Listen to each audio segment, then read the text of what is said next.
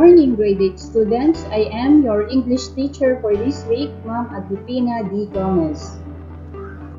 For this week, deals with identifying the using signals that indicate coherence for Quarter 1, Week 5 lesson. Maybe you are wondering what are the signals or transition signals. Well, transition signals along with repeated words and reference words are one of the main ways to achieve good cohesion and coherence in your writing. They are therefore a way to help ensure that your ideas and sentences cohere or stick together. Transition signals are used to signal relationships between ideas in your writing. For example, the transition signal is used to give examples, while the word while is used to show a contrast. In addition, there are phrases like in addition for adding new ideas. Likewise, there are words such as likewise to connect similar ideas. There are 13 types of transitional device or transitional signals, and the first one is illustration. Here are the examples for this transitional signal. Thus, for example, for instance, namely, to illustrate, in other words, in particular, specifically, or such as. We can use these words to illustrate something. The second type is contrast. Here are the examples for this.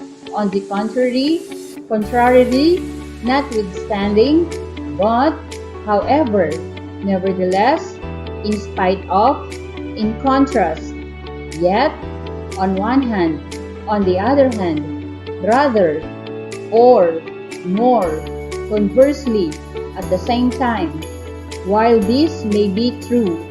So these are the words that we can use to show contrast in sentences. The third type of transitional device is addition.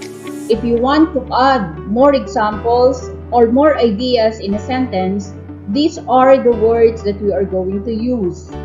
And, in addition to, furthermore, moreover, besides, than, to, also, both, and, another, equally important, first, second, again, further, last, finally, not only but also, as well as, in the second place, next, likewise, similarly, in fact, as a result, consequently, in the same way, for example, for instance, however, thus, therefore, otherwise. Another type of transitional device is time. If we want to add more time in the sentences, these are the words that we are going to use. After, afterward, before, then, once, next, last, at last, at length, first, second, etc. At first, formerly, rarely, usually, another, finally, soon, meanwhile, at the same time, for a minute, hour, day, during the morning, day, week, most important, later, ordinarily, to begin with, afterwards, generally, in order to, subsequently, previously, in the meantime, immediately, eventually, coherently, simultaneously. These are the words that we can use for this device. Another type of transitional device is space. Here are the examples for this, or we can use this to show space. At the left, at the right, in the center, on the side, along the edge, on top, below, beneath, under, around, above, over, straight ahead, at the top, at the bottom, surrounding, opposite, the rear, at the front, in front of, beside, behind, next to, nearby, in the distance, beyond, in the forefront, in the foreground, within sight, out of sight, across, under, nearer, adjacent, in the background.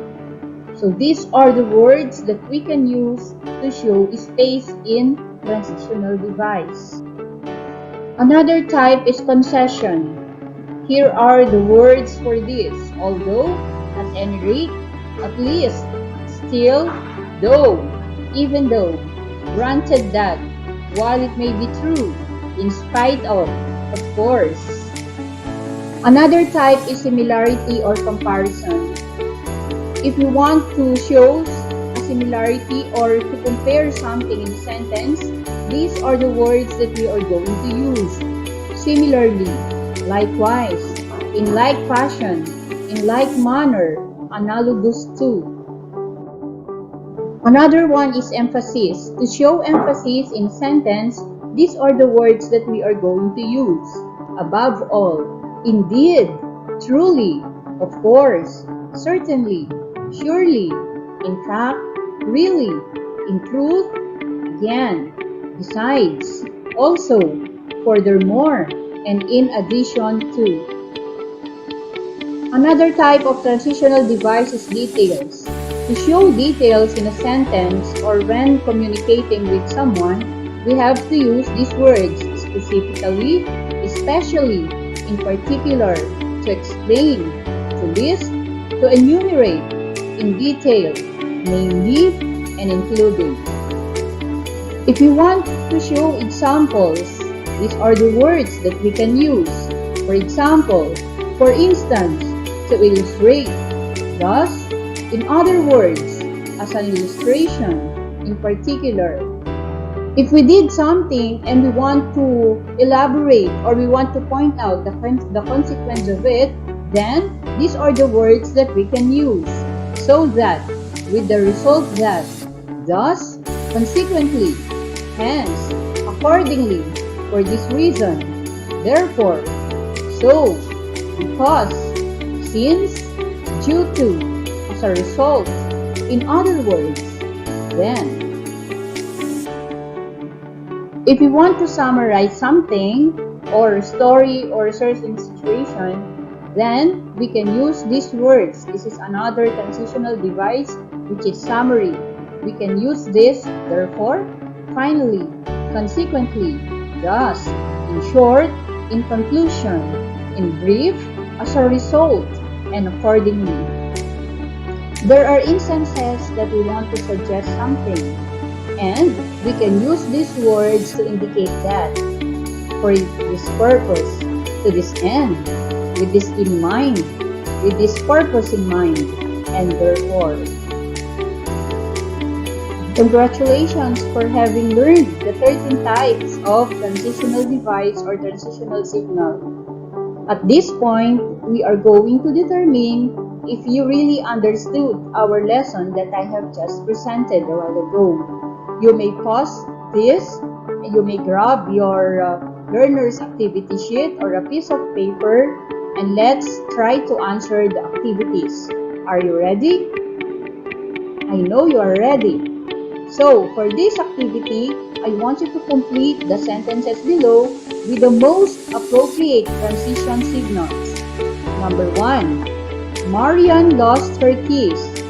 Blank, she later found them inside her purse. These are the choices. A, however, B, in fact, C, for example, D, though. Number 2. Mika did not study for the exam. Blank, she got a failing grade. A, similarly. B, furthermore. C, so. D, of course. Number 3. Our classroom is large. Blank, it can accommodate 50 students. A, in fact. B, nevertheless. C, meanwhile. D, namely. 4. I went straight to school without eating breakfast. Blank, I am hungry. A. Additionally. B. As a result. C. To illustrate. D. Likewise. 5. I went to the supermarket. Blank, getting the money from my mother. A. Still. B. After. C. So. D. Then. Number 6. Mikaela likes cats. Blank, she is afraid of dogs. A. After. B. Then. C. But. D. So. First, I went to school. Blank, I went home with my mother. So that is for number 7, and here are the choices. A. To be sure. B. Afterwards. C. That is to say. Or D. Likewise. And for number 8, blank, I am happy when I see the sun rise. Here are your choices for this. A. Specifically. B. Still. C. To demonstrate. D. True. As for number 9, here is the sentence. Mika's hobby is reading. She blank likes writing. And here are your choices. A. Further. B. Then. C. Though. D. So. And for number 10, blank, I was able to finish my homework. You may answer by choosing from these choices. A. Mainly. B. Finally. C. Although. D. Afterwards. Congratulations, grade 8 students, for being able to answer the 10 items in activity number 1. I am really hoping that you all got the correct answers, and for that, congratulations in advance. And for activity number 2, I want you to complete the following sentences using the correct transitional signal to indicate coherence. So here are the words that you are going to choose from. But, so, and, then, until, although. For number 1, people wear face masks, blank, face shields, for protection against the disease.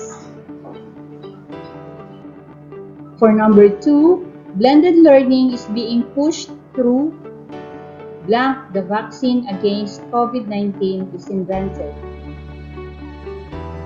For number 3, parents are afraid of face-to-face classes, blank, they chose the blended learning modality. So you have to choose but, so, and, then, until, although. It usually rains in the month of June, blank, the end of August. 5. I like to eat beef, blank, I do like chicken too. For number 6, blank, you are telling me that you can go there alone. And 7, I want to go diving, blank, snorkeling. And for number 8, you finish your homework first, blank, you can watch movies. So choose among this, but, so, and, then, until, although. 9. She is young, blank, very independent. And for numbers 10 to 11, it might rain this afternoon, blank, bring your umbrella, blank, take care. So that is 2 answers, okay, for numbers 10 to 11 in one sentence, okay? For number 12, car racing is exciting, blank, it is extremely dangerous. And for number 13, my parents got mad because I went home late last night, blank, I did not repeat it. For number 14, she worked hard, blank, she got her goal, which was to buy a house and lot. And for the last number for this activity, this pandemic is very serious. Blank, it taught us a great lesson, which is never to take anything for granted. So, according to what I have said before, you have to choose from these words. But, so, and, then, until, and, although. So that is the last number. Congratulations, our dear grade 8 students, for having accomplished activity number 2. And I am looking forward for activity number 3. I hope you all got the correct answers. Once again, congratulations. Hello there once again. So this is another activity. There are 4 signal words there. Then, finally, first or next. All you have to do is to complete the paragraph in this activity with these words. Okay? So the signal words are missing in the paragraph below. All you have to do is to fill in the blanks with the correct signal. Are you ready? Alright, you may do or you may answer now your learner's activity sheet. So this is our second to the last activity. In your learner's activity sheet, you can see there that number 1 or an example has been done for you. So for this activity, here is the instruction. Choose the best transitional signal or joining word from the list below to join together the following short sentences. Okay? So number 1. There are 2 sentences here. All you have to do is to combine them by using the proper transitional signal. The party went ahead. Blank,